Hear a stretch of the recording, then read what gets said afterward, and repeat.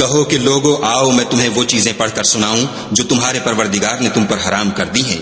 उनकी निस्बत उसने इस तरह इरशाद फरमाया है कि किसी चीज को खुदा का शरीक न बनाना और माँ बाप से बदसलूकी न करना, बल्कि सलूक करते रहना, और नादारी के अंदेशे से अपनी औलाद को कत्ल न करना, क्योंकि तुमको और उनको हम ही रिज्क देते हैं। और बेहयाई के काम जाहिर हों या पोशीदा उनके पास न भटकना, और किसी जान वाले को जिसके कत्ल को खुदा ने हराम कर दिया है कत्ल न करना, मगर जायज तौर पर, यानी जिनका शरीयत हुक्म दे।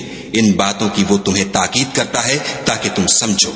और यतीम के माल के पास भी न जाना मगर ऐसे तरीक से कि बहुत ही पसंदीदा हो, यहाँ तक कि वो जवानी को पहुंच जाए, और माप और तोल इंसाफ के साथ पूरी पूरी किया करो।